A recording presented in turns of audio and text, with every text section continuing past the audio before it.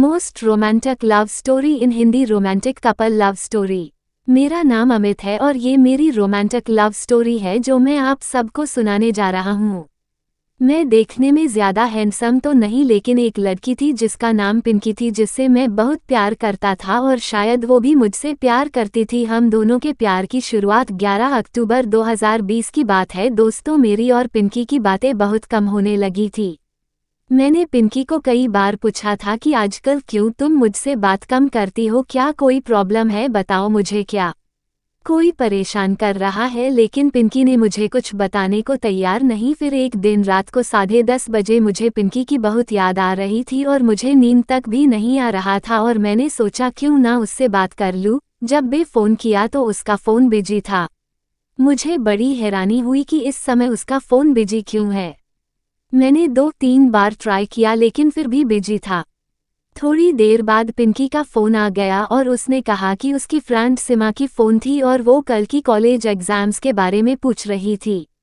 मुझे पिंकी की बात पर यकीन नहीं हो रहा था और मुझे थोड़ा शक हो चुका था कि पिंकी किसी और से बात कर रही थी। इसी तरह 1 महीना बीत गया और उस 1 महीने में पिंकी मुझसे बहुत कम बातें करने लगी थी। ये बात अब मुझे खटकने लगा था और मुझे ज़्यादा शक होने लगा। एक दिन मैं मार्केट में कुछ लेने के लिए गया था तो मैंने देखा कि पिंकी एक लड़के के साथ मोटरसाइकिल में बैठी हुई है। मेरा शक यकीन में बदल गया। ये देखकर मुझे बहुत ज़्यादा तकलीफ होने लगा, लेकिन मैंने उस समय पिंकी को कुछ नहीं कहा। मैंने वहाँ से चुपके से निकल गया। घर आकर मैंने बहुत सोचा कि कहीं ये मेरा प्यार एक तरफा तो नहीं। मैं बहुत उदास था क्योंकि उस दिन मैं बहुत अकेला महसूस कर रहा था। अगले ही दिन मैंने पिंकी को फ़ोन किया और उसे मिलने के लिए बुलाया। मैं अंदर ही अंदर जानता था कि ये शायद मेरी पिंकी के साथ आखिरी मुलाकात होगी।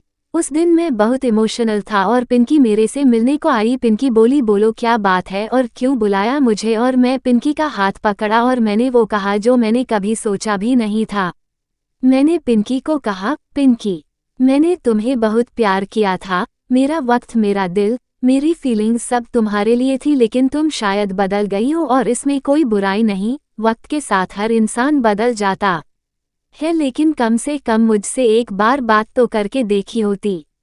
खैर, मुझे पता है कि तुम्हारा अफेयर किसी और के साथ है और इसीलिए मैं चाहता हूँ कि तुम मेरे इस बंधन से आज़ाद हो जाओ। मैं नहीं चाहता कि तुम मेरा दिल टूटने के डर से मुझे कुछ ना कह पाओ, इसीलिए आज मैं तुमसे कहने आया हूँ, पिंकी, आज के बाद मैं तुम्हें कभी नहीं मिलूंगा और मैं तुम्हें तुम्हारी जिंदगी से बहुत दूर चला जाऊंगा और मैं चाहता हूँ कि तुम जिंदगी में हमेशा खुश रहो। पिंकी बिना कुछ बोले मेरी बातें सुन रही थी।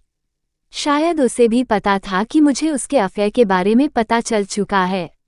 उसकी आंखों में आंसू जरूर टपक रही, लेकिन अब मुझे कोई फर्क नहीं पड़ता था क्योंकि दोस्तों, पिंकी मुझसे प्यार नहीं करती थी और मेरा एक तरफा प्यार करने के बाद मैंने क्या सीखा। उस दिन मैंने सीखा कि जो तुम्हारी खामोशी नहीं सुन सकता वो तुम्हारे लिए भी कभी नहीं सुन सकता।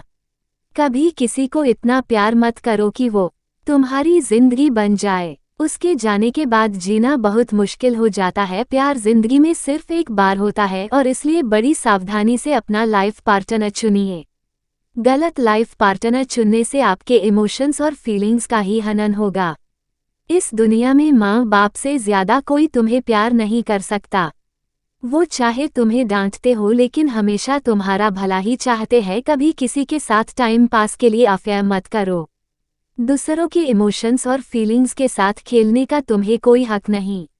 लोग वादे तो करते हैं लेकिन तोड़ भी बड़ी आसानी से देते हैं। जब दिल टूटता है तो संभालना बड़ा मुश्किल लगता है। ऐसा लगता है कि जिंदगी रोज मौत दे रही है।